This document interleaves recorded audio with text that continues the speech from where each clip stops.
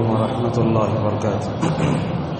الحمد لله رب العالمين والعاقبة للمتقين والصلاة والسلام على أشرف الأنبياء والمرسلين نبينا محمد وعلى آله وأصحابه أجمعين وعلى من تبعهم بإحسان إلى يوم الدين. أما بعد. 28ویں پارے میں سورۃ المنافقون کا جہاں ہم ذکر کر رہے تھے، کل کے درس کے آخر میں ہم نے یہ بتایا تھا کہ منافقین کی کیا کیا علامتیں ہیں. منافقین کی جماعت سے یا اپنے آپ کو نفاق سے بچانے کے لیے کیا کرنا چاہیے، علماء نے اس کی بڑی اچھی صراحت کی ہے. اصل میں نفاق سے ہم میں سے ہر ایک کو بچنے کی بڑی سخت ضرورت ہے. رسول اکرم صلی اللہ علیہ وسلم کے زمانے میں یہ جو منافقین رہتے تھے، صحابہ اکرام اپنے آپ کو اس سے بہت دور رکھتے تھے. حضرت حذیفہ رضی اللہ عنہ کے بارے میں آپ جانتے ہیں، ان کو کہا جاتا ہے رازدار رسول. اللہ کے نبی ان کو راز کی باتیں بتاتے تھے. آپ صلی اللہ علیہ وسلم نے حذیفہ بن یمان کو بتایا تھا میری امت میں کون کون منافق ہیں. تو ایک مرتبہ حضرت عمر ابن خطاب رضی اللہ عنہ، دیکھیے جنتی صحابی ہونے کے باوجود کتنا ڈرتے ہیں اپنے آپ میں نفاق سے. جا کے حذیفہ بن یمان رضی اللہ عنہ سے پوچھتے، حذیفہ میں تم کو اللہ کا واسطہ دے کر بولتا ہوں، اللہ کے نبی نے تمہارے پاس منافقین کے جو نام بتائے تھے اس نام میں میرا کہیں ذکر تو نہیں ہے؟ اللہ اکبر. کیسے ڈرتا، دیکھو کہیں میرا ذکر تو نہیں کیا رسول اکرم صلی اللہ علیہ وسلم نے. حضرت عثمان رضی اللہ عنہ فرمایا کرتے تھے اگر کسی کے دل میں نفاق ہو تو زبان پر ضرور آئے گا. آپ جانتے ہیں انسان جب بات کرتا ہے یا لکھتا ہے اس کے دل میں جو بات ہوتی ہے وہ آ جاتی ہے. اگر انسان دل کا گندا ہے زبان بھی گندی رہے گی. اگر انسان دماغ کا گندا ہے اس کے قلم سے یا واٹس ایپ پر میسج لکھتے وقت وہ چیز ظاہر ہو جاتی ہے. لہذا معلوم ہوا کہ نفاق دلوں کی بیماری ہے، جیسا کہ اللہ نے فرمایا فی قلوبہم مرض. لہذا کون منافق ہے اس کی زبان سے، اس کے ارادے سے، اس کے لکھنے پڑھنے سے مکمل طور پر واضح ہو جاتا ہے. معزز حاضرین، ہمیں نفاق سے بہت ڈرنا چاہیے. ابن ابی ملیکہ رحمہ اللہ کہتے ہیں میں نے 30 صحابہ کو دیکھا، یہ دیکھیے میں نے 30 صحابہ کو دیکھا وہ اپنے بارے میں نفاق سے بڑا ڈرا کرتے تھے. حسن رحمہ اللہ کہتے ہیں جو آدمی پکا مومن ہوتا ہے اس کو معلوم ہے کہ منافق کون ہوتا ہے. اسی طریقے سے نفاق سے اگر بچنا چاہتے ہیں سب سے بڑی چیز ہے اللہ تبارک و تعالیٰ کا زیادہ ذکر کرنا. ابن الصلاح رحمہ اللہ نے کہا من اکثر من ذکر اللہ فقد بری من النفاق. جو آدمی اللہ کا زیادہ ذکر کرتا ہے وہ نفاق سے مکمل طور پر نکل جاتا ہے. اسی طریقے سے نفاق سے بچنے کے لیے اور ایک چیز ہے، یہ کیا بولے تو 40 دن تک تکبیر تحریمہ کے ساتھ نماز پڑھنا. 40 نمازیں 40 دن. اگر کوئی آدمی 40 دن تک نمازیں پڑھتا رہا، 40 دن تک پوری نمازیں تکبیر تحریمہ کے ساتھ پڑھنا، کیا فائدہ ہوگا؟ فرمایا نبی کریم صلی اللہ علیہ وسلم نے 2 فائدے ہوں گے. ایک فائدہ تو یہ ہوگا کہ اللہ تبارک و تعالیٰ اس سے جہنم سے آزادی کا پروانہ دے گا.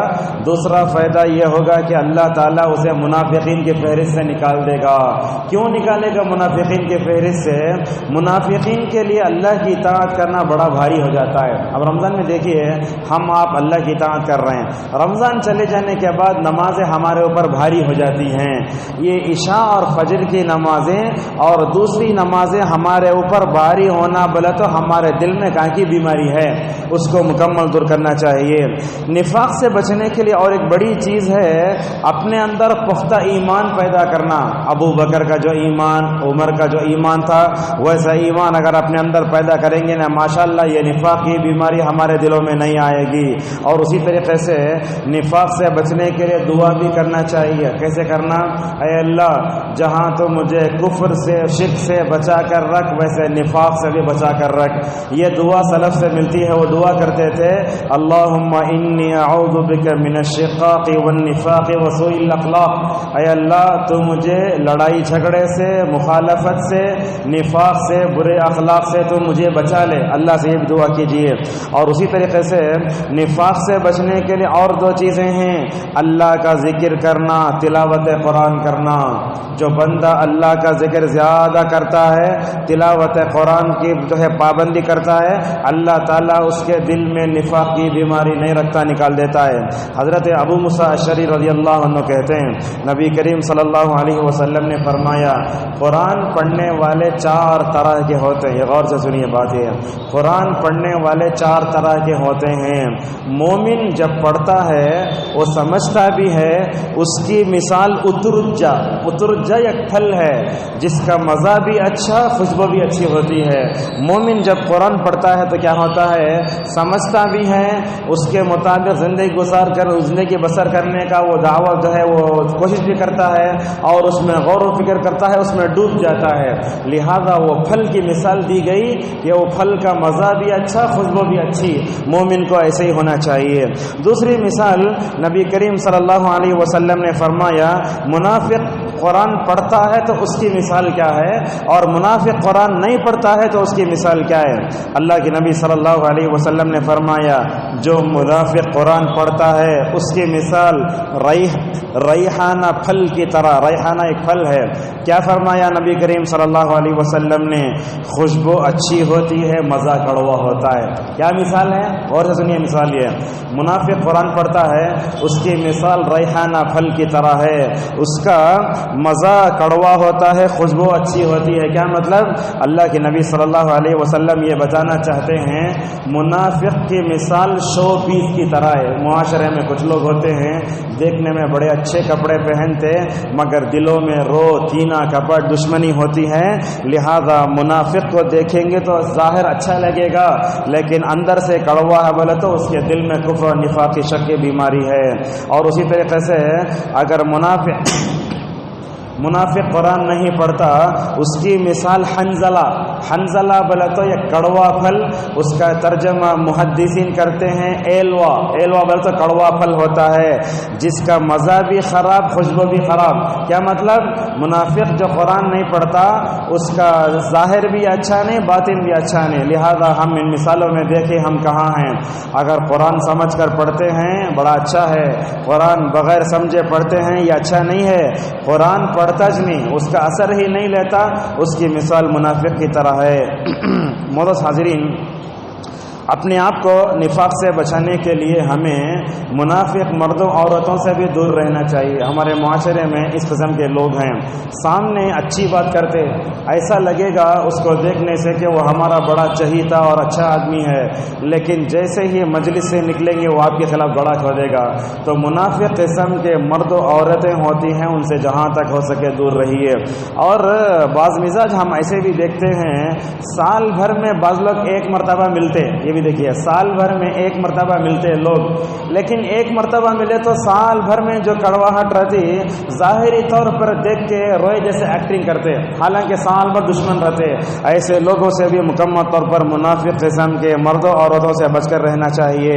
اور اپنے آپ کو نفاق سے بچانے کے لیے استغفار اور توبہ بھی مکمل طور پر کرنا چاہیے. اور نفاق سے اپنے آپ کو بچانے کے لیے نفع بخش علم حاصل کرو. جب بندہ علم نہیں حاصل کرتا نفاق میں پڑ جاتا ہے. اگر اس کے پاس علم نافع ہے تو وہ اپنے آپ کو نفاق سے بچا سکتا ہے. اور کئی خزے منافقین سے اپنے آپ کو بچانے کے لیے جماعت کی نماز کا اہتمام. دیکھیے کبھی کبھی 1-2 رکعت چھوٹ گئی وہ بات الگ ہے، لیکن ہمیشہ 1-2 رکعت چھوڑنا یہ نماز و سستی کی علامت ہے. حضرت عبداللہ ابن مسعود رضی اللہ عنہ کہتے ہیں رسول اکرم صلی اللہ علیہ وسلم کے زمانے میں مومن ایسا ہوتا چل کر اگر نہیں آتا بولے تو 2 لوگ بغل میں ہاتھ دے کے پکڑ کے لاتے تھے. ماشاءاللہ یہاں بھی کچھ لوگ ایسے دیکھتے ہیں چلنے نہیں ہوتا پھر بھی مسجد میں آتے ہیں. پرسوں ویڈیو دیکھ رہے تھے، ایک آدمی کا پیرچ نہیں ہے، ہینڈی کیپ ہے، یہ لکڑی کے سہارے سے کھڑا ہے، تراویح ہو رہی ہے. دیکھیے ایسے لوگ بھی ماشاءاللہ دنیا میں ہیں. تو ابن مسعود رضی اللہ عنہ نے کیا کہا، مومن ایسے ہوتے نماز چھوڑتے نہیں، نماز میں بیماری رہی تو بھی 2 آدمی کے سہارے سے جو مکمل طور پر مسجد کو آیا کرتے تھے. ذرا اس تصور کیجئے نبی کریم صلی اللہ علیہ وسلم آرام فرما رہے ہیں گھر میں. حضرت ابوبکر صدیق نماز پڑھا رہے ہیں، اللہ کے نبی صلی اللہ علیہ وسلم کو جماعت کے ساتھ نماز پڑھنے کی بڑی طلب، آپ نے اپنی زندگی میں کبھی نماز قضا نہیں کی، ایک دو واقعات کے علاوہ ہمیشہ با جماعت نماز پڑھنے کا آپ صلی اللہ علیہ وسلم کو بڑی طلب۔ پردہ ہٹا کر دیکھا، پوری امت ابو بکر رضی اللہ عنہ کی ابتدا میں نماز پڑھ رہی ہے، آپ کا دل للچایا، آپ نے کہا مجھے جماعت میں لے چلو، حالانکہ کھڑنے نہیں ہو رہا آپ کو۔ حضرت علی ایک طرف اور دوسری طرف شاید عباس ہیں، ابن عباس ہیں یا فضل ہیں، دونوں آپ کو کھان دے کے سہارے سے لے کر مسجد کو لے کر آتے ہیں۔ ابو بکر رضی اللہ عنہ نماز پڑھا رہے ہیں، اللہ کے نبی صلی اللہ علیہ وسلم کی موجودگی میں کون امامت کر سکتا ہے؟ ابو بکر نے دیکھا اللہ کے نبی پیچھے سے، ابو بکر پیچھے ہٹ گئے، آپ صلی اللہ علیہ وسلم نے ابو بکر سے کہا ابو بکر تم نماز پڑھاؤ، تم ہی نماز کے امام ہو۔ دیکھو اللہ کے نبی جماعت کے ساتھ امت کو نماز پڑھتے ہوئے دیکھ کر تڑپ رہے، یہی تڑپ جماعت کی نماز ہمیں ہونی چاہیے۔ اور یہ بات یاد رکھیں آپ، اگر کوئی آدمی اذان سنتا ہے اور اس کو نماز کو آنے کی پوری طاقت بھی ہے، اگر وہ اپنے گھر میں نماز پڑھتا ہے تو یہ منافقین کی نماز ہے۔ کچھ لوگوں کو ہم دیکھتے ہیں اہل حدیث مسجد کے علاوہ دوسری مسجد میں نماز پڑھنا نہیں پڑھنا، یہ مسئلہ بہت آتا ہے ہمارے پاس۔ یاد رکھیے یہ بریلوی بدعتی ہیں، ان کی پیچھے نماز نہیں ہوتی اس لیے کہ ان کے عقائد خراب ہیں۔ رہی بات تبلیغ جماعت وغیرہ کی تو ان کے مساجد میں نماز ہوتی یا نہیں ہے، جہاں تک ہو سکے ہم اپنے مسجد میں نماز پڑھیں، مگر کبھی کبھی ایسا ہوتا ہے سامنے ان کی مسجد ہوتی ہے تو کیا کرنا، ان کے پیچھے نماز پڑھ لیں، نماز ہو جاتی ہے۔ بلکہ علامہ ابن تیمیہ رحمہ اللہ تو یہ کہتے ہیں جو آدمی یہ کہتا ہے کہ دوسروں کے پیچھے نماز نہیں ہوتی، ایسا بولنے والا خود بدعتی ہے۔ حضرت عثمان رضی اللہ عنہ جب ان کو گھر میں بند کر دیا گیا تھا، خوارج یہ گمراہ فرقہ، انہوں نماز پڑھا رہے تو صحابہ ان کے پیچھے نماز پڑھ رہے تھے، اس سے خود معلوم ہوتا ہے۔ لہذا جماعت کی نماز کو ہمیں چھوڑنا نہیں چاہیے صرف اس وجہ سے کہ ہماری جماعت کی مسجد نہیں ہے لوگ اپنے گھروں میں نماز پڑھتے ہیں، یہ صحیح نہیں ہے۔ لہذا کیا کرنا، دوسری جماعت جسے ہم نے جماعت کا نام لیا، تبلیغ جماعت ہے، دوسری جماعت ہے بریلویوں کے خبر پرستوں کے علاوہ، اگر کبھی مجبوری ہے تو نماز پڑھ لیں۔ نماز پڑھنے میں کیا ہوگا، وہ اپنی نماز پڑھ لیں، آپ اپنی نماز پڑھ لیں، آپ کی نماز کا ثواب آپ کو ملے گا، ان کی نماز ان کو ملے گا۔ اور نبی کریم صلی اللہ علیہ وسلم کے سامنے ایک ایسا واقعہ پیش آیا، اگر میں ایسے بات کہوں تو لوگ مجھے بولیں گے کیا انہوں ادھر ادھر ہٹ رہے مل کے، دیکھیں واقعہ ہے، اللہ کے نبی صلی اللہ علیہ وسلم کے زمانے میں واقعہ پیش آیا۔ صحابہ نے کہا یا رسول اللہ ہمارے اوپر ایسے حکمران اگر مسلط ہوں جو نماز عصر کو اس کی وقت سے ہٹا کر پڑھ رہے ہیں، ہمیں 4:30 کو پڑھ لیتے، انہوں 5:15 کو پڑھتے، کیا کرنا؟ آپ صلی اللہ علیہ وسلم نے فرمایا نماز پڑھ لو ان کے ساتھ، ان کی نماز ان کے ساتھ، تمہاری نماز تمہارے ساتھ، جہاں تک ہو سکے ہم اپنی مسجد کو جائیں۔ بعض لوگوں کو ایسا ہوتا ہے ایسے ایریا میں گھر ہوتا ہے جہاں ہماری مسجد نہیں ہوتی، اس وقت کیا کرنا، گھر میں نماز نہیں پڑھنا، ان کی نماز میں پڑھنا۔ اس کے فائدے کیا ہو دیکھو، اگر آپ دوسرے مسلک کی مسجد میں جا کر نماز پڑھیں گے کیا کیا فائدے ہوتے ہیں۔ دیکھو سب سے بڑا فائدہ یہ ہوگا آپ کے اندر جو ایمانی رشتہ ہے وہ ایمانی رشتہ مضبوط ہوگا۔ ہم اہل حدیثوں کو دیکھتے ہیں کہ معاشرے سے کٹے رہتے ہیں، کسی بھی مسائل میں انوالو نہیں ہوتے، ان لوگوں کو دیکھو ایک بڑی مکمل طور پر اتحاد رہتے ہیں۔ ایک تو دوسرا فائدہ کیا ہوگا، اگر آپ وہاں جائیں گے نماز کا جو صحیح طریقہ آپ پڑھ رہے ہیں نا اس کو دیکھ کر ہو سکتا ہے ماشاءاللہ کوئی ہدایت پا جائے، یہ بھی ہو سکتا ہے۔ اور اسی طریقے سے اس کا اور ایک فائدہ بھی ہے، آپ توحید کی نبی کریم صلی اللہ علیہ وسلم کی صحیح نماز کی تبلیغ بھی کر سکتے ہیں۔ لہذا معلوم یہ ہوتا ہے جماعت کی نماز صرف ہماری مسجد نہیں ہے بلکہ نہیں چھوڑنا چاہیے، ان کی مسجدوں میں جا کر نماز پڑھ لینا چاہیے۔ لیکن میں سمجھتا ہوں اگر کوئی اہل حدیث دوسرے مسلک کی مسجد جا کے نماز پڑھا تو آپ بتائیے کوئی بھی آ کر آپ کو سر پر ہاتھ رکھو بولتا، کوئی زبردست دعا کرو بولتا، کوئی بھی نہیں بولتا۔ لہذا اس کا احتیاط کریں۔ لیکن ایک بات بڑی اہم ہے، ان کی مساجد میں جاتے ہوئے بغیر ٹوپی کے جا کے نماز پڑھ کے شدت پیدا کرنا اور ضد کرنا یہ صحیح نہیں ہے۔ آج بھی ہم دیکھ رہے ہیں ہمارے مسجدوں میں ننگے سر زیادہ ہو جا رہے ہیں، یہ صحیح نہیں ہے آپ لوگ جو کر رہے ہیں، یہ جو ہو رہا ہے کیوں؟ اس لیے کہ ننگے سر نماز پڑھنا یہ کفار و مشرکین کی عادت ہے، ہمیشہ عادت کر لینا۔ بعض لوگ ٹوپی ہی نہیں پہنتے، بولتے فرض نہیں ہے بولتے۔ اگر آپ ایسے رہیں گے تو بھلا بتائیے، جیسے آپ کہیں انٹرویو کو گئے اس وقت وہ بولتا ہے ٹائی لگا کے آنا، ٹائی لگا کے جاتے آپ، نماز کو بولے تو ٹوپی نہیں پہننا وہ نہیں، اس سے بغیر نماز ہو جاتی ہے۔ اس سے پہلے بھی ہم نے ٹوپی کے بارے میں آپ کے سامنے وضاحت کی تھی۔ ٹوپی پہننا ایک عادت ہے، سر کی زینت ہے اور فرض نہیں ہے پہننا، لیکن نماز کو جب آتے ہیں تو اللہ نے فرمایا اے آدم کے بیٹو نماز کو آتے وقت سنور کر آؤ۔ کبھی ٹوپی نہیں ہے تو پڑھ لے سکتے ہیں، بات الگ ہے، مگر بغیر ٹوپی کے ہی نماز پڑھنے کے لیے عادت بنا لینا یہ عادت صحیح نہیں ہے۔ اور آج ہم دیکھتے ہیں یہ صرف ہندوستان میں ہی نہیں بلکہ عرب میں بھی ہو رہا ہے۔ عرب کا نوجوان پہلے اوڑھ کے آتا تھا، لیکن آج عرب میں کیا ہو رہا ہے، ثوب پہن لیتے اور ننگے سر آتے ہیں۔ یہ صحیح نہیں، اچھا نہیں ہے۔ اللہ نے کہا بن سنور کے آؤ، اور اللہ تعالیٰ نے آپ کو جو دولت دی ہے، نعمت دی ہے، اس نعمت کا اثر دکھنا بولے تو مکمل طور پر دکھنا چاہیے۔ لہذا یہ ضد کرتے ہوئے دوسرے مساجد میں جاتے ہیں نا، اس سے کیا ہوتا ہے، مسلک سلف بدنام ہوتا ہے۔ اس سے جہاں تک ہو سکے ہم اپنے عمل سے، اپنے کردار سے مسلک اہل حدیث کو، مسلک سلف کو بدنام کرنے کا ہمیں ذریعہ نہیں بننا چاہیے۔ لہذا اس بات کی بھی کوشش کریں، اگر اس بارے میں کوئی شبہات و شبہات ہیں تو آپ تنہائی میں ملاقات کر سکتے ہیں، میرے سے بات کر سکتے ہیں۔ لہذا جماعت کی نماز کا اہتمام ہونا چاہیے۔ نبی کریم صلی اللہ علیہ وسلم نے تو فرمایا اذان ہوتی ہے، لوگ نماز کو نہیں آئے تو میرا دل بولتا کسی آدمی کو میری جگہ امامت کے لیے کھڑا کر کے بے نمازیوں کے گھر کو جا کے جلا دوں۔ آپ نے اتنا سخت اقدام فرمایا۔ زکوٰۃ نہ دینے والے، روزہ چھوڑنے والے، حج نہیں کرنے والے کے بارے میں نبی کریم صلی اللہ علیہ وسلم نے سخت وعید نہیں سنائی، اور بولتے ہیں مسجدیں جتنی ہیں، علاقے میں جتنے لوگ رہتے ہیں، میں سمجھتا ہوں اگر وہ آنے لگ جائیں تو ہر مسجد جمعہ کا مظہر پیش کرے گی۔ آج ہمارے پاس 200 250 مغرب میں لوگ زیادہ آ گئے، اگر کوئی خاص عالم آئے تو مسجد بھر جاتی ہے، ورنہ تو 150 200 میں مکمل طور پر سمٹ جاتی ہے۔ لہذا باجماعت نماز کا اہتمام کرو۔ ہمارے اسلاف کیسا اہتمام کرتے تھے باجماعت نماز کا، ایک وقت کی نماز بھی نہیں چھوڑتے تھے، اگر چھوڑ گئے تو بولتے تھے میں ہلاک ہو گیا۔ بہرحال باجماعت نماز کا اہتمام کرنا انسان کو منافقین کے فہرست سے نکال دیتا ہے، اور اسی طریقے سے عقیدے پر جم کر رہنا، اللہ کے راستے میں خرچ بھی کرنا۔ اور ہمارے اسلاف اپنے آپ کو نفاق سے کیسے بچاتے تھے، دیکھو ایوب رحمہ اللہ کہتے ہیں قرآن کی کسی بھی آیت میں منافقین کا ذکر آتا تو بولتے کہیں اس آیت میں تو میں تو نہیں ہوں، لہذا نفاق سے ہمیں ڈرتے رہنا چاہیے۔ اور اسی طریقے سے معاویہ بن قرہ رحمہ اللہ کہتے ہیں جب عمر رضی اللہ عنہ کو اپنے بارے میں نفاق میں ڈرنے کا اندیشہ ہے تو ہمیں مکمل طور پر ان سے ڈرنا چاہیے۔ تو یہ منافقین کے بارے میں چند باتیں ہوئی۔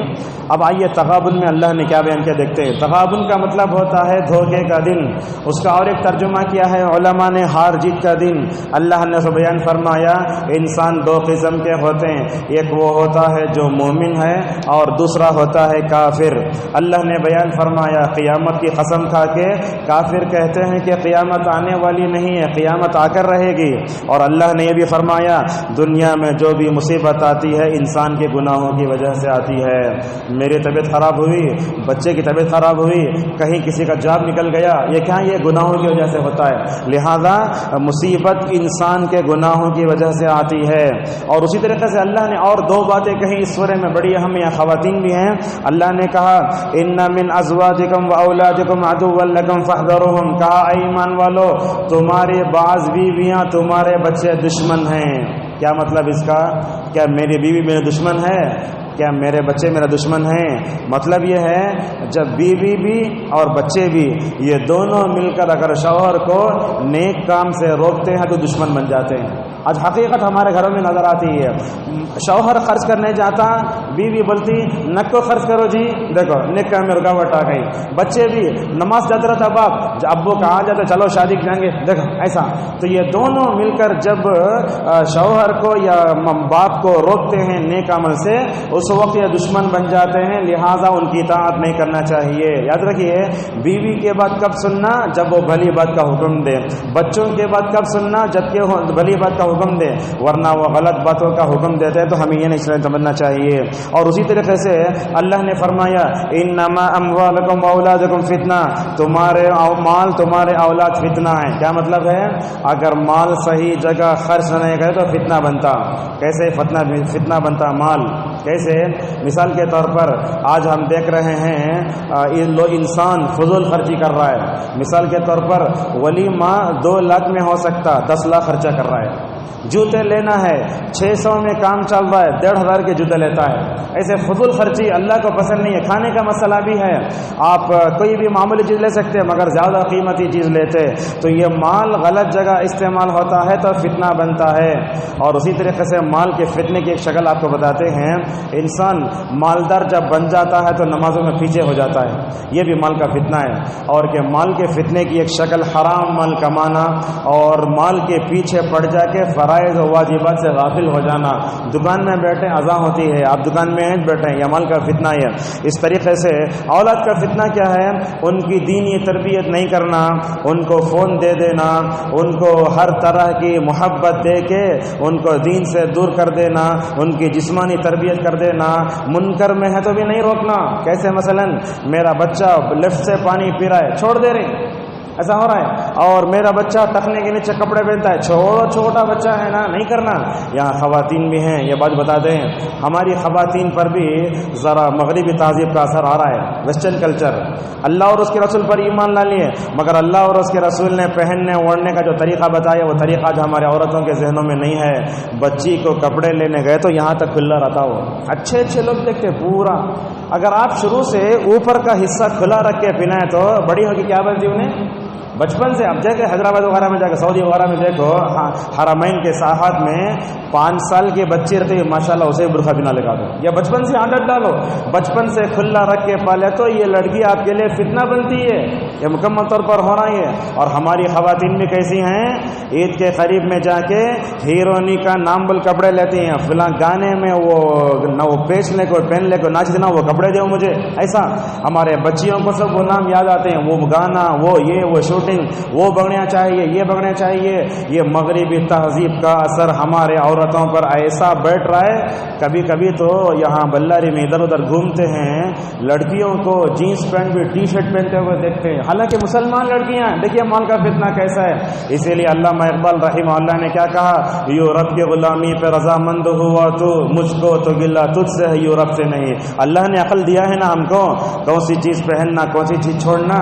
اگر ہم پورے یورپ کے غلام بن گئے اور اس کے زندگی کا پورا ویسٹرن کلچر کا آنکھ بن کر کے لے لے، اللہ اور اس کے رسول صلی اللہ علیہ وسلم میں ایمان لانے کا کیا نتیجہ ہے؟ تو اللہ نے یہ بات بتائی. اس کے بعد طلاق. یہ طلاق سورت کو حضرت عبداللہ مسعود رضی اللہ عنہ کہتے تھے سورۃ النساء الصغریٰ. یہ بولتے تھے سورہ نساء چھوٹی ہے، اور سورہ نساء تقریباً 4-5 پارے بھی ہے، وہ اسے بولتے ہیں سورہ نساء چھوٹی.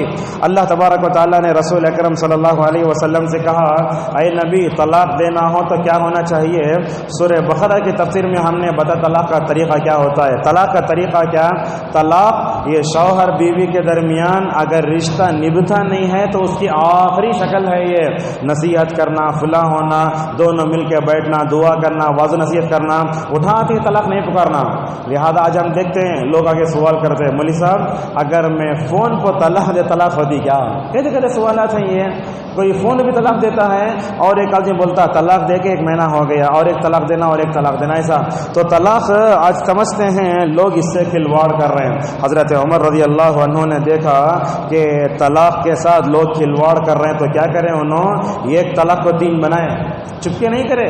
اور اللہ کے نبی صلی اللہ علیہ وسلم نے صحیح مسلم کی روایت میں ایک واقعہ ہے، بعض صحابہ نے طلاق دینے میں جلد بازی سے کام لیا تو نبی کریم صلی اللہ علیہ وسلم نے کیا فرمایا؟ میں زندہ ہوں، قرآن بھی موجود ہے، نبی کی شخصیت بھی موجود ہے، اب تم طلاق سے کھلواڑ کرتے ہو. یہاں مرد بھی ہیں، ہم دیکھتے ہیں سالن ذرہ برابر نہیں ہوا، بیوی برابر نہیں مانی، طلاق. غصے میں اپنے آپ کو قابو میں رکھیے. ازدواج زندگی میں غصہ بہت آتا ہے لیکن چھوٹی چھوٹی بات پر طلاق دینا میں سمجھتا ہوں یہ صحیح نہیں ہے. اور آج کل یہ طلاق کے خلا کے واقعات بہت ہو رہے ہیں. ایسے ہو رہے ہیں، نہ مرد میں صبر ہے نہ لڑکیوں میں صبر ہے، اور لڑکیوں کی تربیت تو ایسے ناز و نخرے سے ہو رہی ہے، ایک مہینہ بھی انہیں یہ بھی نہیں سوچتی کہ کتنی تکلیف سے میرے امی ابا پالے مجھے، کتنے مشکل سے شادی کر کے دیے، اگر میں توڑ لے کے جا کے بیٹھ گئی تو دوسری شادی عرب میں ہو تو بہت آسانی سے ہو جاتی، لیکن یہاں نہیں ہوتی، لوگ جلدی نہیں کر لیتے۔ اور بعض خواتین یہ بھی دیکھیے، بعض خواتین آج ایسے بھی ہیں، یہ فلموں میں سیریل میں ظلم ہوتا عورت پہ، وہ دیکھ لے کے بھی شادی نہیں کرتے۔ بعض خواتین ہیں آج بولتے نہیں بھائی ہماری بہن پر ظلم ہوا، میں بھی کہاں بھی شادی کر لیا تو میرا شوہر مجھے ستاتا، بولتے یہ سیریل کا، فلم کا اور بہن بھائی پر جو ظلم ہوتا وہ دیکھ کر شادی کرنے سے اپنے آپ کو روک لینا یہ بھی ظلم ہے۔ لہذا طلاق دینا ہو تو صحیح طریقے طلاق دینا چاہیے۔ عبداللہ ابن عمر رضی اللہ عنہما نے حالت حیض میں اپنی بیوی کو طلاق دی۔ اللہ کے نبی صلی اللہ علیہ وسلم نے فرمایا ابن عمر رجوع کرو، جب عورت پاک ہوتی ہے اس وقت طلاق دینا چاہیے، اور طلاق دینے کے بعد رجوع کا حق بھی حاصل ہے۔ اور ایک بات بھی یاد رکھیے آپ، اگر کسی مرد نے اپنی بیوی کو طلاق دے دیا اور اس کے پاس بچہ ہے، چھوٹا بچہ، کیا کرنا؟ علماء بولتے وہ بچہ 7 سال کے ہونے تک شوہر اس لڑکے کا خرچ بیوی کو دیتے رہنا، جب تک وہ بچہ 7 سال کا نہیں ہو جاتا۔ لیکن آج کل دیکھتے ہیں شوہر نہ تو نان نفقہ دیتے، نہ بیویاں ویسے مکمل طور پر ساتھ دیتی ہیں۔ یہ طلاق کے معاملے میں مردوں کو جو ہے مکمل طور پر سنجیدہ ہونا چاہیے، خواتین بھی ہیں، اور خلا کا مطالبہ بھی فوراً نہیں کرنا چاہیے۔ اللہ کے نبی صلی اللہ علیہ وسلم نے فرمایا جو عورت اپنے شوہر سے بغیر کسی سبب کے طلاق کا مطالبہ کرتی ہے تو جنت کی خوشبو تک نہیں پائے گی۔ چھوٹی چھوٹی بات لڑ لیے، منہ بنا لیے، بولتی اگر میرے ساتھ نہیں رہا تو میں طلاق دیا لو، میں چل لیتی، آسانی سے بولتی ہے۔ اور آج کل عورتوں کے اندر غلط ہمت بہت آ گئی، اس وجہ سے خلا کے واقعات پیش آ رہے ہیں۔ تو یاد رکھیے طلاق جب ہوتی ہے مکمل ہو گئی تو 3 مہینے عدت میں بیٹھنا۔ عورت اگر عورت خلا لیتی ہے تو کیا کرنا؟ مہر پورا واپس کر کے 1 حیض عدت گزارنا، 1 مہینہ عدت میں بیٹھنا انہیں، اس کے بعد شادی ہو سکتی ہے۔ لیکن عدت کے دوران پیغام بھی نہیں دینا، شادی نہیں بھی نہیں کر لینا، یہ بھی غلطیاں ہمارے پاس ہوتی ہیں۔ بعض شوہر اپنی بیوی کو طلاق دے دیتے، وہ طلاق دے بعد عدت میں شادی کر لیتی انہیں، ایسے واقعات ہیں۔ عمر رضی اللہ عنہ زمانہ میں ایسا واقعہ پیش آیا، ایک صحابہ نے ایک صحابی نے ایک صحابیہ سے عدت کے دوران شادی کر لی تو عمر رضی اللہ عنہ نے دونوں کو الگ کر کے رکھ دیا۔ بہرحال طلاق یہ اسلام کی خوبی ہے، ظلم نہیں ہے، خلا بھی اسلام کی یہ خوبی ہے، لہذا دونوں کا استعمال جہاں کرنا وہی کرنا چاہیے۔ اور طلاق، اور یہ بھی دیکھیے ہمارے معاشرے میں خاندان کیسے بکھرتا، دیکھو آج بعض عورتیں ہوتی ہیں طلاق بھی نہیں دیتا، انہیں خلا بھی نہیں لیتی، اکیلے خود چل لیتے، جا کر کتنے کی سال ہو جاتے دوسروں نے شادی کر لو، زندگی پوری گزار لیتے، یہ بھی غلط ہے۔ اگر آپ طلاق لیتے ہیں تو علماء، مدارس، مساجد موجود ہیں، ایک لیٹر پیڈ پہ بولنا مرد میں طلاق دیتا ہوں، دونوں دستخط کرنا، اس میں گواہ بھی ہونا ہوا، اور خلا لیتی ہے تب بھی پورا لکھا کر ہونا۔ کیوں ایسا کرنا بولے تو اگر طلاق خلاف ہوتا ہے اور اگر اس لڑکے کی یا لڑکی کی دوسری شادی بولے تو وہ دوسرا دفتر جب لکھتے نا پہلے طلاق اور خلا کا پروف مانگتے، لہذا اس کی طرف بھی مکمل توجہ دینا چاہیے۔ اللہ تبارک و تعالیٰ نے اس سورہ میں بتایا اے مسلمانوں تقوی اور توکل یہ دونوں بڑی اہم چیزیں، اللہ تبارک و تعالیٰ کا ڈر اور توکل، اللہ پہ بھروسہ کرنا۔ بعض علماء بولتے طلاق کے صورت میں اللہ نے تقوی کا ذکر کیوں کیا، یہ دیکھیے بعض علماء یہ کہتے ہیں اگر شوہر بیوی میں تقوی ہے اللہ تعالیٰ زندگی کو جما کے رکھتا ہے، ان کی زندگی بڑی آسانی سے گزرتی ہے۔ اگر دونوں میں سے کوئی بھی نافرمان ہو زندگی میں مشکلات پیدا ہو جاتی ہیں۔ اور اسی طریقے سے اللہ تبارک و تعالیٰ نے اس میں یہ بتایا کئی قومیں ایسی ہیں جو ہلاک ہو گئیں، اور سورہ طلاق کے آخری میں اللہ نے بات بتائی اے لوگو جیسے جیسے آسمان ساتھ ہیں ویسے زمین بھی ساتھ ہیں۔ ہم اب تک کیا سنے تھے؟ آسمان ساتھ زمین بھی ساتھ ہیں، اور اللہ تبارک و تعالیٰ ان ساتوں زمینوں کے نیچے جتنی چیزیں ہیں ساری چیزوں کو مکمل طور پر جانتا ہے۔ اس کے بعد سورہ تحریم شروع ہوئی، تحریم کا مطلب حرام کرنا۔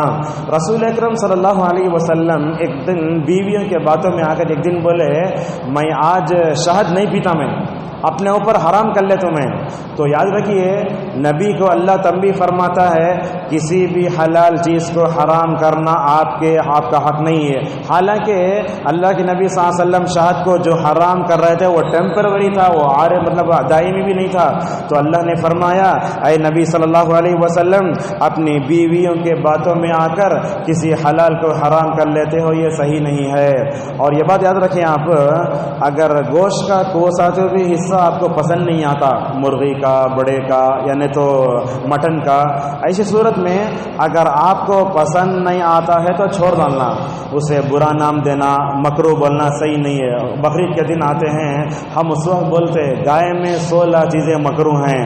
بھلا بتائیے اللہ تعالیٰ کسی چیز کو حلال کرے تو اس میں قید مکروہ پیدا کرے گا. لہذا رسول اکرم صلی اللہ علیہ وسلم کے بارے میں عائشہ رضی اللہ عنہا فرماتی ہیں اللہ کے نبی صلی اللہ علیہ وسلم کے دسترخوان پر جو کھانا رکھا جاتا تھا پسند آتا تو آپ کھاتے، اچھا نہیں تو ہم چھوڑ دیتے. ہم کیا کرتے، اچھا رہا تو تعریف کرنا تو بہت دور کی بات، برا رہا تو کبھی بیوی کو کبھی گوشت والے کو گالیاں دیتے رہتے. نہیں، اگر آپ کو پسند ہے چھوڑ ڈالو. اور کبھی بولتے پکانے آئے گا تم نے سب پکائے، نہیں کرنا چاہیے. پسند آیا تو کھانا، نہیں پسند چھوڑ دینا چاہیے. اور اسی طریقے سے اللہ تبارک اس صورت میں اسلامی معاشرے کے اصول کے آداب بتائے. ایک اسلامک سماج اور سوسائٹی کیسے مطلب کامیاب ہو سکتا ہے، اس میں اللہ نے فرمایا یا ایھا الذین آمنوا قوا انفسکم واہلیکم نارا، کہا اے ایمان والو اپنے آپ کو اور اپنے گھر والوں کو دوزخ کی آگ سے بچاؤ. یہ آیت کئی مرتبہ سنے ہوں گے آپ. سب سے پہلے کیا کرنا، اپنے آپ کو بچانا، اس کے بعد کیا کرنا، اپنے گھر والوں کو بچانا چاہیے. کئی علماء نے اس آیت تشریح میں یہ بات بتائی ہے، مثال کے طور پر یہ خواتین دیکھیے، اگر آپ کا بچہ کچن میں چلا گیا، جا کے میچ سلگاتا ہے یا نہیں تو لیٹر اٹھا کے گیس سلگاتا ہے، اب کیا کرتے، آگ میرا بچہ کہاں جلتا. دنیا میں آگ سے بچانے کی اتنی زیادہ کوشش کر رہے ہیں آپ، آخرت کی آگ سے بچانے کی بھی مکمل طور پر کوشش ہونا چاہیے. گرم مستری لگ گئے تو جلدی لگاؤ، ٹھنڈا آئس لگاؤ، بولتے نا. یہ دنیا کی آگ میں اتنا تکلیف پڑا تو بچہ آپ کی آنکھوں میں آنسو آتے نا. کبھی اپنے میاں بیوی کو، بچوں کو جہنم کے کندے بنا کر مت پالو، جنت کا راستہ مکمل طور بتاؤ. اسی لیے حضرت عبداللہ ابن عباس رضی اللہ عنہما اور علی رضی اللہ عنہما نے کیا کہا، دیکھو اپنے گھر والوں کو دوزخ سے بچانا ہے تو 2 راستے ہیں. ایک راستہ تو یہ ہے کہ میں اپنے گھر والوں کو علم دوں، مجھے اپنی بیوی کو علم دینا، بچوں کو علم دینا. کون سا علم؟ جو اسکول میں جا کے پڑھتا نا وہ علم نہیں. وہ علم کون سا بولے تو اللہ کا علم، رسول کا علم، توحید کا علم، حلال و حرام کا علم، کیا کھانا وہ علم دینا. دوسرا دیکھیے اپنے آپ کو اور اپنے گھر والوں کو دوزخ کی آگ سے بچانے کے لیے ہمیں اپنے بیوی بچوں کو ادب سکھانا. کھانے کا کیا ادب، پینے کا کیا ادب، یا علم و ادب دونوں چیزیں سکھائیں گے تو ہم اپنے بیوی بچوں کو دوزخ کی آگ سے بچا سکتے ہیں. معزز حاضرین، اللہ تبارک اس کے بعد کیا کہا، اے نبی جہاد کرو کفار و منافقین سے. ٹھیک ہے، نبی کریم صلی اللہ علیہ وسلم نے کفار سے تلوار کے ذریعے کیا کیا، لڑائی کی. لیکن منافقین سے کیسے جہاد کرنا، یہاں علماء نے کہا، ابن کثیر رحمہ اللہ نے، منافقین کے ساتھ جو جہاد ہوگا وہ دلائل کے ذریعے ہوگا. نبی کریم صلی اللہ علیہ وسلم نے اپنے زمانے میں منافقین کو نہیں مارا. آپ دیکھ سکتے ہیں کسی منافق کو آپ نے قتل نہیں کیا. کیوں؟ اس لیے کہ وہ ظاہر طور پر اسلام کا دعویٰ کرتے تھے. اللہ کے نبی فرماتے اگر میں منافقین کو قتل کیا تو لوگ بولیں گے محمد صلی اللہ علیہ وسلم اپنے ساتھیوں کو قتل کرتے ہیں. معزز حاضرین، اللہ تبارک و تعالیٰ نے اس کے بعد کیا کہا، اے ایمان والو اللہ کی طرف توبہ کرو. یہ دیکھیے یا ایھا الذین آمنو جو قرآن میں آتا ہے نا، یہ سب سے آخری یا ایھا الذین آمنو ہے. یہ 28ویں پارے کے بعد 29ویں پارے سے یا ایھا الذین آمنو کہیں بھی نہیں ہے، یہ آخری ہے. اللہ نے کہا اے ایمان والو توبہ کرو. توبہ کرنے سے کیا ہوگا، اللہ تعالیٰ تمہارے گناہوں کو معاف کرے گا. یکفر عنکم سیئاتکم، تمہارے گناہوں کو معاف کرے گا اور تم کو نعمت بری جنتوں میں مکمل طور پر داخل کرے گا. اس کے بعد سورت کے آخری میں اللہ نے مثال دی. غور سے سنیے بات یہ دیکھیے، نبی کا گھر بھی بیوی کے جیسے کیسے بگڑتا. دیکھو اللہ نے مثال دی، کیا کہا، دیکھو کافر تھے حضرت نوح کی بیوی بھی، لوط کی بیوی بھی. نوح علیہ السلام پیغمبر، لوط علیہ السلام پیغمبر، مگر ان دونوں کی بیویاں کافر تھیں۔ اللہ تعالیٰ یہ مثال دے کر کیا بتاتا ہے، دیکھو اگر نبی بھی ان کی بیوی کافر ہوتے تو کیسے بگڑتا گھر۔ یہ دونوں ہمیشہ کے لیے جہنم میں چلے گئے، کون؟ نوح کی بیوی بھی، لوط کی بیوی بھی۔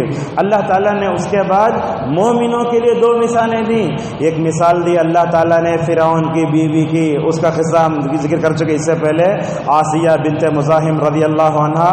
ابو موسیٰ اشعری رضی اللہ عنہ کہتے ہیں دنیا کی باکمال خواتین میں ان کا شمار ہوتا ہے۔ ایک تو آسیہ جن کے بارے میں اللہ نے فرمایا ان کو لا کے ایک دم عین گرمی میں لوگ تکلیف دیتے تھے اور گرمی میں چٹ لٹا دیا جاتا تھا۔ حضرت ابو قتادہ رضی اللہ عنہ کہتے ہیں اور کئی صحابہ سے ثابت ہے، اللہ علامہ نے صحیح بھی کہا ہے، جب تکلیف دیتے تو بادل آ کے ان کو گرمی سے سایہ کرتے تھے۔ وہ تکلیف پڑتی تو بولتی اے اللہ مجھے فرعون سے اور ظالم قوم سے نجات دے اور میرے لیے جنت میں اوپر ایک گھر بنا دے۔ تو یہ مثال ہے فرعون کی بیوی کی۔ اس کے بعد اللہ تبارک و تعالیٰ نے مثال دی مریم علیہ السلام کی، جنہوں نے اپنے شرمگاہ کی حفاظت کی۔ محترم حاضرین، یہاں ابن القیم رحمہ اللہ کہتے ہیں سورہ تحریم کے آخر میں اللہ تبارک و تعالیٰ نے 3 عورتوں کی مثال دی۔ غور سے سنیے بات ہے، اللہ تعالیٰ نے سورہ تحریم کے آخر میں 3 عورتوں کی مثال دی ہے۔ ایک تو مریم ہے، شوہر نہیں یہ۔ دوسری مثال ہے کافر عورتیں ہیں 2، مگر ان کے 2 نیک مرد ہیں۔ کافر 2 عورتیں کون کون؟ نوح کی بیوی بھی، لوط کی بیوی، مگر ان کے دونوں نیک مرد ہیں۔ اچھا کبھی ایسے بھی ہوتا ہے عورت نیک ہوتی ہے مرد کافر ہوتا ہے، یہ فرعون کی مثال ہے۔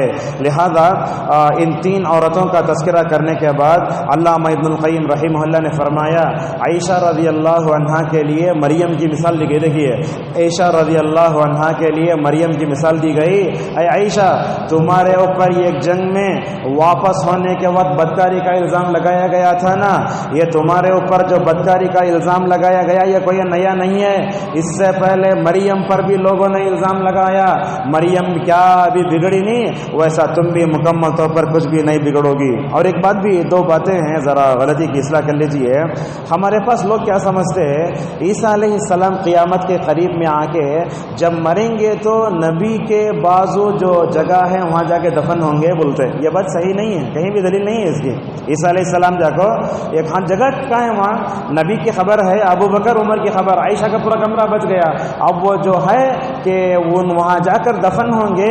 علامہ البانی رحمہ اللہ کہتے ہیں کہ میں نے کتب احادیث کو چھانا، کہیں بھی کوئی حدیث نہیں ملی، مگر تاریخ کی ایک کتاب ہے تاریخ دمشق ابن عساکر کی ہے، اس میں وہ روایت ذکر کی ہے مگر روایت کے صحت اور ضعف پر کچھ کلام نہیں کیا ہے، لہذا ایسی باتیں ہیں نہیں بولنا چاہیے۔ اور ایک بات بھی ہے، ہمارے کچھ لوگ بولتے ہیں یہ مریم کی شادی اللہ جنت میں رسول اللہ سے کراتا کہتے ہیں، یہ بھی کچھ لوگ بولتے ہیں، حالانکہ یہ بات بھی صحیح نہیں، مرسل روایت ہے اور مرسل ضعیف کی قسموں میں آتا ہے۔ محترم حاضرین، جز تبارک میں کیا کیا اہم باتیں بیان کر کے اپنی بات کو ختم کرتے ہیں۔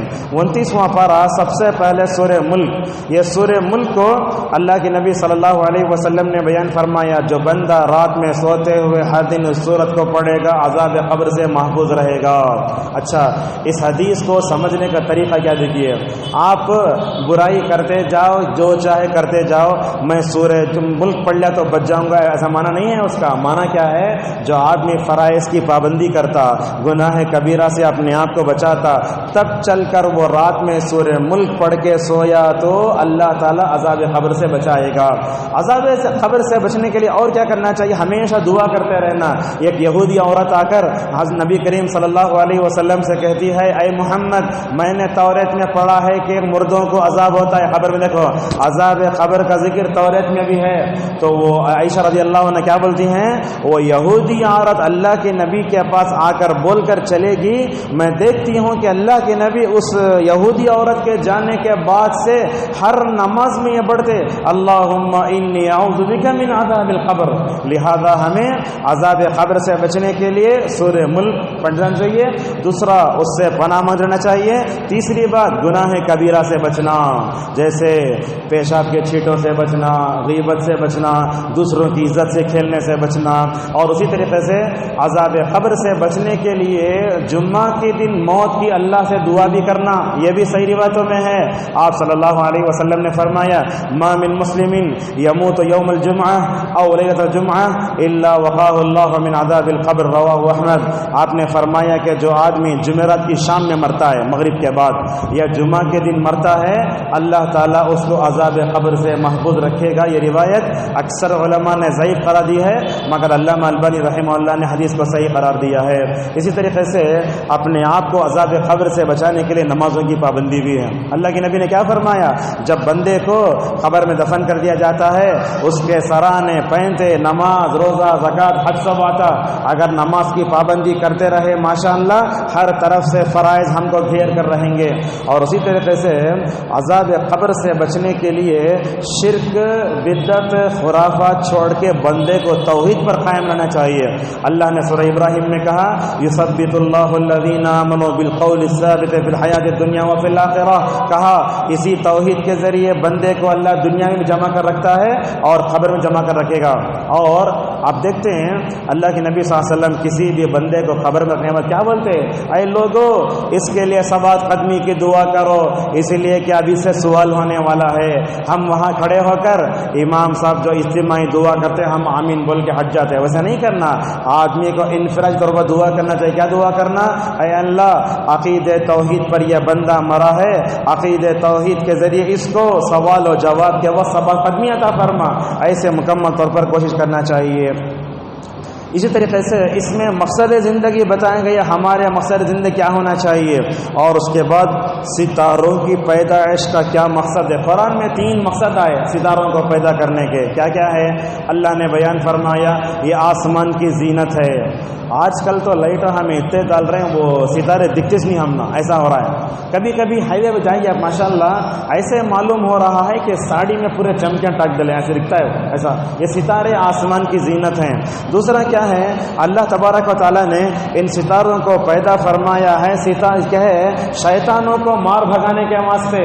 نبی صلی اللہ علیہ وسلم کی بعثت سے پہلے جنہ اوپر جا کو اللہ تعالیٰ اور فرشتوں میں جو میٹنگ ہوتی تھی اس میں جا کے سننے کا جا کو جھوٹے باتیں پھیلاتے تھے. اللہ نے مکمل طور پر اس کو ختم کر دیا. لہذا اللہ فرماتا ہے وَلَقَدْ زَيَّنَّا السَّمَاءَ الدُّنْيَا بِمَصَابِيحَ وَجَعَلْنَاهَا رُجُومًا لِلشَّيَاطِينِ. دوہویں نمبر 3 اللہ تعالیٰ ستاروں کے ذریعے لوگوں کو سیدھی راہ دکھاتا ہے. جیسا کہ اللہ نے فرمایا وَعَلَامَاتٍ وَبِالنَّجْمِ هُمْ يَهْتَدُونَ. آپ جانتے ہیں ایک جہاز چلانے والا اور فلائٹ چلانے والا ان کو جو پریکٹس دی جاتی ہے ستاروں کے ذریعے ہوتی ہے. وہ ستاروں کو دیکھ کر اپنی منزل کو مکمل طور پر جو ہے آسانی سے پا لیتے ہیں. اللہ نے اس کے بعد اللہ کا علم بتایا کافروں کا کیا انجام ہوگا. دنیا میں اللہ نے کیا کیا نشانیاں دیں. دیکھیے اللہ تعالیٰ نے زمین کو ہموار بنایا. اب دیکھتے ہیں آپ بلاری کے روڈ وغیرہ میں اگر گاڑی چاہے تو ہم پاتا غصہ دامنا. ذرا دیکھیے اللہ تعالیٰ پوری زمین کو ایسا ٹیک بنا تو گاڑی چڑھتی ایسا بنا چلتا. اللہ نے ایسے بنایا روٹی کی طرح ماشاءاللہ ہم آرام سے گاڑی چل جاتے. یہ زمین کو ہموار بنایا اور اس طرح اس میں راستے بنائے. اللہ تعالیٰ نے پانی برسایا. اور ایک دیکھیے یہ پرندوں کو اڑنے کا علم بھی اللہ نے ہی سکھایا ہے. ماشاءاللہ پرندے کہاں کہاں اڑتے، ہم جہاں نہیں جا سکتے وہاں تک جاتے پرندے. اور پرندوں کو دیکھ کر انسان نے ہوائی جہاز کو بنایا. ہوائی جہاز ماشاءاللہ زمین سے کتنا اوپر اڑتا ہے. ایک مومن جب ہوائی جہاز میں بیٹھتا ہے سارے مخلوق سے کٹ کر اپنے رب کے قریب ہو جاتا ہے. اس قربت کا ہمیں احساس ہونا چاہیے. لوگ زیادہ اوپر اڑے تو ایئر ہوسٹس کو دیکھ کر اپنا ایمان خراب گانے سننے کا پورا ہو جائے گا. ہمیں نہیں ہونا چاہیے. ہم اللہ کے قریب ہونے ہیں، اللہ ہمارے سے قریب ہے. لہذا یہ اللہ تعالیٰ جیسے پرندے کے پروں کو تھامتا ہے ویسے فلائٹ کے پنکھوں کو تھامنے والا جو ہے کیپٹن نہیں ہے، اللہ تھامتا ہے. یاد رکھیے اگر اللہ تعالیٰ کی رحمت نہ ہو تو کوئی فلائٹ دنیا میں اڑ نہیں سکتا. ہمارے ایک شاگرد تھے جن کا نام تھا اسماعیل صاحب. دیکھیے وہ حج کو گئے اپنی بیوی کے ساتھ. کہتے ہیں وہ بنگلور سے ہوائی جہاز اڑا, وہ جدہ جانا تھا. 2 گھنٹے کے بعد سارے لوگ حالت احرام میں ہیں. بولتے ہیں ہوائی جہاز اوپر سے پورا نیچے آ گئے. اچانک سب لوگ طے کر رہے ہیں, سب لوگ پریشان ہو رہے ہیں. وہ لوگ سب لوگ لا الہ الا اللہ لا الہ الا اللہ, سب پریشان ہو رہے ہیں. وہ ہمارے شاگرد اسماعیل صاحب بولتے جب میں تو کلمہ پڑھ لیا, میں بھی کہا کہ شاید میری موت آتی, یہ دونوں چادریں میرے لیے کفن بن جاتے بول کے. بولتے ہیں جیسے ہی فلائٹ سے میں جھانکا کھڑکی میں سے, مجھے سمندر کا پانی دکھ رہا ہے. اللہ تبارک و تعالیٰ دیکھو اللہ کے راستے میں حج کرنے والے, عمرے کرنے والے, تو اللہ تعالیٰ کیسے بچاتا ہے پتہ نہیں. اللہ تبارک و تعالیٰ کو کیا منظور تھا. فلائٹ ماشاءاللہ اللہ تعالیٰ نے اس ہوائی جہاز کے پائلٹ کو شاید نیک توفیق دی. بولتے ہیں تھوڑی ہی دیر میں ماشاءاللہ بس کے پورا اوپر چلا گیا. اور ہوائی جہاز کے حادثات جو ہوتے ہیں ان سب میں کیا ہے, انسان موج مستی کرتا ہے تو یہ حادثات پیش آتے ہیں. کبھی کبھی کیا ہوتا ہے ہوائی جہاز میں انسان جب بیٹھتا سمجھیے ہماری جان ہتھیلی میں ہے. لہذا اوپر اڑتے ہوئے انسان کو کبھی موج مستی نہیں کرنا چاہیے بلکہ دعا کرتے رہنا چاہیے. تو پرندوں کو اڑانے والا اور ان کے پروں کو تھامنے والی ذات اللہ کی ہے. تو فلائٹ کو اڑانا اور اس کو قابو میں کرنا اور اڑنے کے بعد نیچے سلامتی سے آنا, یہ سب اللہ کی رحمت ہے. اسی لیے اللہ نے سورہ نحل میں کیا کہا, ما یمسکہن الا اللہ کہا, وہاں یہاں کہا ما یمسکہن الا الرحمن. اگر اللہ کی رحمت نہ ہو دنیا میں کوئی فلائٹ اڑ نہیں سکتا. اور آپ جانتے ہیں یہ پورے فلائٹ اڑتے سو ماشاءاللہ کس پر, سمندروں پر. اگر آپ امریکہ گئے 7 سمندر پار 16-17 گھنٹے بیٹھ کے جانا پڑتا. کون تھامتا ان کو, پائلٹ نہیں تھامتا, اللہ کی رحمت تھامتی ہے اس کو. اس طرف بھی ہم مکمل تو توجہ دیں. اس کے بعد اللہ نے یہ بھی بتایا دیکھو ہم نے تم کو آنکھ کان دیے, دل دیا. اور اللہ نے سورہ ملک کے آخری میں یہی بتایا, بڑی اہم بات ہے, اگر پانی گہرائی میں چلا جائے تو کون لائے گا. کبھی کبھی ہمارے پاس بور ہوتا, بوڑی ہوتی, اس میں بارش اگر کم ہو گئی تو پانی اندر چل جاتا, ہم کچھ بھی نہیں کر سکتے. اللہ تعالیٰ لاتا ہے, کون لائے گا, اللہ لاتا ہے. اور کبھی کبھی یہ آج کل بور وغیرہ ڈالتے ہیں لوگ, بور ڈالنے سے پہلے آدمی کو بلا کے بولتے ہیں, انہیں بڑا پوائنٹ بتاتا برابر وہاں پانی ہے بول کے. انسان کا کتنا بھی علم ہو اس میں غلطی ہو سکتی ہے. کتنا 350, 400, 600 بعض مرتبہ ایسے ہوتا ہے رات بھر مشین چلتی, پانی نہیں. اللہ فرماتا ہے دیکھو اگر پانی گہرائی میں چلا جائے کوئی مشین اس کو باہر نہیں لا سکتی, اللہ تبارک و تعالیٰ ہی لا سکتا ہے. لہذا پانی اللہ کی بہت بڑی نعمت ہے, کبھی اس کی ناشکری نہیں کرنا چاہیے. اس کے بعد سورہ قلم ہے. اہل علم کہتے ہیں کہ قرآن کی سب سے پہلی قسم یہ سورہ قلم ہے. اللہ تعالیٰ نے پین کی قسم کھائی ہے. اور اللہ کے نبی صلی اللہ علیہ وسلم نے فرمایا اللہ تعالیٰ نے سب سے پہلے قلم کو پیدا کیا, قلم سب سے پہلے پیدا ہوا ہے. اللہ نے کہا اے قلم لکھ, تو قلم نے پوچھا کیا لکھوں, اللہ نے فرمایا جو ہو چکا وہ لکھ, جو ہونے والا ہے وہ لکھ. علامہ ابن القیم رحمہ اللہ کہتے ہیں قلم اللہ کی بہت بڑی نعمت ہے. اس کے 25 فائدے ہیں, 1 نہیں 2 نہیں 3 نہیں 25 فائدے ذکر کیے. اور اللہ کے نبی صلی اللہ علیہ وسلم نے قیامت کے قریب میں اور ایک بات بتائی. آپ نے فرمایا قیامت کے قریب میں قلم ظاہر ہوگا. یہ کیا مطلب, یہ قلم ظاہر ہونے کا مطلب یہ ہے کہ قیامت کے قریب میں لوگ زیادہ لکھیں گے. آج دیکھو اخبار جتنا نکلتا ہے اس سے پہلے کبھی نہیں نکلتا تھا, کتنا نکل رہا ہے اخبار. اور آج کل بھی دیکھیے واٹس ایپ کے گروپ میں لوگ کتنا لکھ رہے ہیں, وہ ریڈ مور زیادہ لکھے ہو. تو لہٰذا یہ زیادہ لکھنا بھی قیامت کی علامتوں میں سے ہے. تو لہٰذا قلم اللہ کی بہت بڑی نعمت ہے, اس سے صحیح لکھنا چاہیے, غلط نہیں لکھنا چاہیے. لہٰذا قلم کی قسم کھا کے اللہ تبارک و تعالیٰ نے اس کی اہمیت کو واضح فرمایا. اور اس کے بعد اللہ نے کہا اے محمد صلی اللہ علیہ وسلم آپ اخلاق کے اونچے مرتبے پر فائز ہیں. یہ بات یاد رکھیے آپ, اللہ کے نبی صلی اللہ علیہ وسلم اخلاق میں سب سے بہتر, بلکہ بعض علماء نے کہا کہ نبی کریم صلی اللہ علیہ وسلم اخلاق میں بھی سردار تھے. حضرت آدم سے لے کر عیسیٰ علیہ السلام تک, یہ دیکھیے آدم سے لے کر عیسیٰ علیہ السلام تک ان نبیوں میں جتنی اچھائیاں تھیں اللہ نے حضرت محمد صلی اللہ علیہ وسلم کے ذات میں مکمل طور پر اس کو جمع کر دیا تھا. اللہ تعالیٰ نے سورہ قلم میں بتایا کہ مکے والوں نے آپ کو کیا تکلیف دی. دعوتی کاموں میں اخلاق کی بڑی اہمیت ہوتی ہے. دنیا میں ایک آدمی نے ایک کتاب لکھی ہے, وہ کتاب کا نام کیا, دنیا کے 100 بڑے آدمی. لکھا تو انہیں سوچا میں اس میں فرسٹ کسے رکھا؟ محمد صلی اللہ علیہ وسلم کو رکھا. اسی لیے بولتے اللہ کے نبی صلی اللہ علیہ وسلم مسلمانوں کے لیے نہیں بلکہ آپ کے اخلاق و کردار ویسے تھے، غیر مسلم بھی آپ کا اعتراف کرتے تھے. کتنے مستشرقین کو دیکھو وہ لوگ بھی بولتے محمد جیسا آدمی اس سے پہلے آیا بھی نہیں، آتا بھی نہیں. ویسے نبی کریم صلی اللہ علیہ وسلم کے اخلاق بڑے معجزاتی تھے. کفار مکہ کا کیا حال تھا؟ اللہ تعالیٰ نے اس میں ایک باغ کا ذکر کیا ہے. باغ والے کیا کرتے تھے کہ باغ والے وہ اللہ باغ دیا تھا ان کو، کیا بولتے کسی بھی نہیں دینا، رات میں جا کو آہستہ سے باغ میں جو چیز ہے وہ اٹھا لے کر جانا، کسی بھی نہیں دینا. اللہ نے کیا کیا، یہ لوگ باغ میں سے کیا تو بھی آیا تو کسی بھی نہیں دینا بلکہ قسم کھا لیے تھے. اللہ تعالیٰ وہ جانے سے پہلے باغ کو پورا تہس نہس بنا دیا تھا. اس کا مطلب کیا معلوم ہوا؟ اللہ نے جو آپ کو مال دیا ہے اس مال میں جو ہے اس مال میں ضرورت مندوں کا حصہ ہے. اگر آپ ضرورت مندوں کا حصہ نہیں دیں گے آپ کا مال غارت ہو جائے گا. اس کے بعد اللہ تبارک و تعالیٰ نے الحاقہ بولے تو ثابت ہونے والی. اس میں اللہ نے بتایا عاد سمود قوم لوط کی بستیاں کیسے ہوئی. قیامت کے دن اللہ تعالیٰ کے عرش کو 7 فرشتے اٹھائے ہوئے ہوں گے. اللہ نے اس کے بعد بتایا نامہ عمل دائیں ہاتھ میں دیا جائے گا، بائیں ہاتھ میں دیا جائے گا. یہ بات بتا چکے آپ اس سے پہلے، مومن کو نامہ عمل دائیں ہاتھ میں ہی دیا جائے گا، چاہے وہ برا ہو یا اچھا ہو تو الگ کیٹیگری اور برا ہو تو الگ کیٹیگری دیا جائے گا. رہا کافر اس کا نامہ اعمال اس کے بائیں ہاتھ میں دیا جائے گا. اللہ تبارک و تعالی مومنین سے کہے گا کلوا واشربوا ہنیئا بما اسلفتم فی الایام الخالیہ، کھاؤ پیو مزہ کرو جیسا کہ تم نے گزرے ہوئے دنوں میں جو عمل کیا تھا. حضرت مجاہد رحمہ اللہ کہتے ہیں یہ آیت روزے داروں کے بارے، دیکھیے روزے داروں کے بارے میں اتری ہے.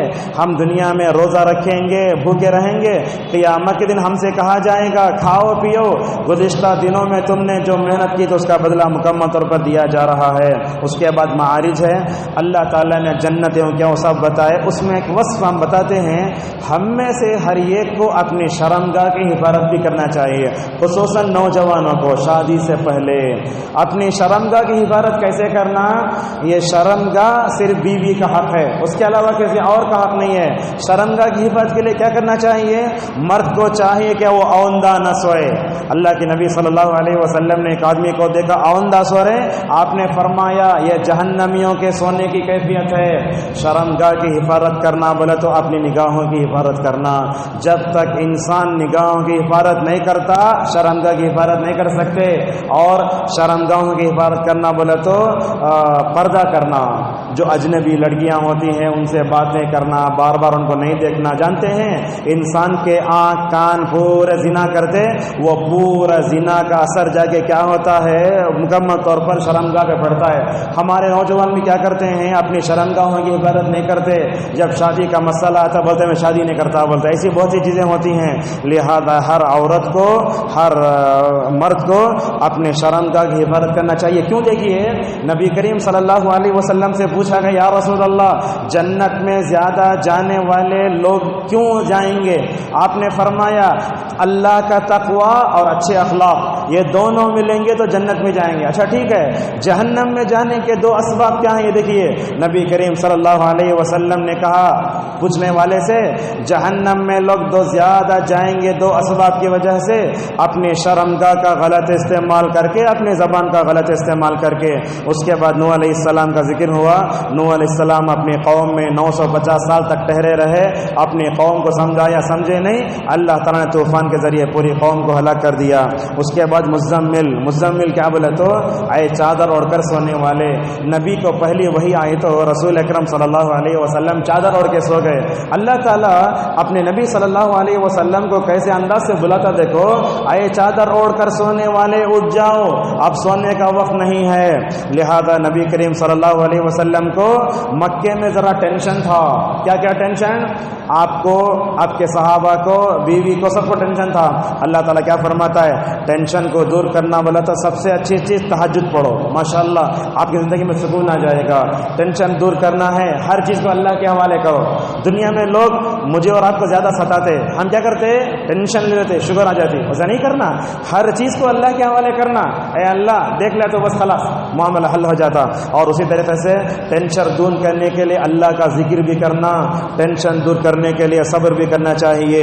نبی کریم صلی اللہ علیہ وسلم پر سورہ علق کی آیتیں اتری، اس کے بعد جو ہے سورہ مدثر کی آیتیں اتری، جس میں اللہ کے نبی صلی اللہ علیہ وسلم کو کئی باتیں بتائی گئی ہیں۔ اس کے بعد قیامت کا ذکر ہوا، اللہ نے فرمایا کہ قیامت کیسے آئے گی، سورج چاند کو جمع کر دیا جائے گا، روشنی ختم ہو جائے گی، انسان بھاگے گا، انسان جب مرتا ہے تو پنڈلی سے پنڈلی مل جاتی، ساری باتیں بتائی گئی ہیں۔ اس کے بعد دہر، اس کو سورۃ الانسان بھی کہتے ہیں۔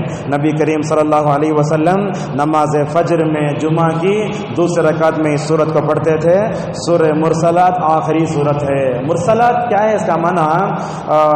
اس سورت کے تعلق سے ایک بات یہ ہے، حضرت عبداللہ ابن عباس رضی اللہ عنہما ایک دن ایک نماز میں یہ سورہ پڑھنا شروع کرے۔ کون؟ ابن عباس رضی اللہ عنہما۔ پیچھے سے ان کی امی ام الفضل کہتی ہیں، اے بیٹے آج میں نے تمہاری زبانی سورۃ المرسلات سنی تو تم نے وہ واقعہ یاد دلا دیا جبکہ نبی کریم صلی اللہ علیہ وسلم بیمار تھے، بیماری کے دوران آپ نے امامت کی تو سورہ مرسلات پڑھی تھی مغرب میں۔ اس کا مطلب کیا معلوم ہوا؟ مغرب میں چھوٹی چھوٹی سورتیں پڑھنے کو عادت نہیں بنانا چاہیے، بلکہ مغرب میں کبھی لمبی لمبی سورتیں پڑھنا چاہیے۔ ہم لوگ کیا کہتے ہیں مغرب میں قل اللہ احد پڑھ لو، لمبی پڑھنا کیوں پڑھنا؟ بلکہ علامہ ابن القیم رحمہ اللہ تو کہتے ہیں یہ مغرب میں چھوٹی چھوٹی سورتیں پڑھنے کا رواج مروان نے شروع کیا تھا اصل میں یہ، ورنہ تو کبھی لمبی لمبی سورتیں بھی مکمل طور پڑھ سکتی ہیں۔ اور صحیح بخاری میں عبداللہ مسعود رضی اللہ عنہ کہتے ہیں ہم نبی کریم صلی اللہ علیہ وسلم سے غار میں تھے تو کیا ہوا؟ نماز پڑھ رہے تھے، نماز پڑھنا یہ سورہ مرسلات اتری اس وقت، تو کیا ہوا؟ سورہ مرسلات اتری تو ایک سانپ آ کے ہمارے اوپر اچھلنے لگا، صحابہ مارنے گئے تو بھاگ گیا۔ اللہ کے نبی صلی اللہ علیہ وسلم نے اس موقع پر کہا اللہ تعالیٰ نے تم کو اس کے شر سے بچایا اور اس کو تمہارے شر سے بچا لیا۔ نبی کریم صلی اللہ علیہ وسلم نے وہ فرمایا۔ اس میں اللہ نے بہت بڑی نعمتیں کہا، میٹھا پانی اللہ کی بہت بڑی نعمت ہے، اور زمین کو اللہ اتنا بنایا ہے، زمین میں لوگ جیتے بھی ہیں دفن بھی کرتے ہیں۔ دیکھیے دنیا میں زندہ لوگ کم ہیں، مرے ہوئے لوگ زیادہ ہیں۔ اگر یہ زمین نہ ہوتی مرنے والوں کو ہم کہاں دفن کرتے؟ یہ زمین زندوں کے لیے بھی کافی ہے، مردہ لوگوں کے لیے بھی کافی ہے۔ اور قیامت کے دن کیا ہوگا ساری بات بتائی گئی۔ اس صورت میں یہ آیت بار بار آتی ہے، ویل یومئذ للمکذبین، جھٹلانے والوں کے لیے تباہی ہے۔ یہ جملہ بار بار کئی کو آتا، اہل علم کہتے ہیں اللہ تعالیٰ قیامت کے دن جھٹلانے والوں کو الگ الگ عذاب دے گا، اس وجہ سے یہ آیت بار بار آئی ہے۔ انشاءاللہ 30ویں پارے کی جو خلاصہ کل پیش کریں گے۔ اللہ تبارک و تعالیٰ سے ہماری دعا ہے کہ اس پارے میں جو بھی ہم نے خیر سنا ہو یہاں اس پر عمل کرنے توفیق عطا فرمائے۔ وآخر دعوانا الحمدللہ رب العالمین۔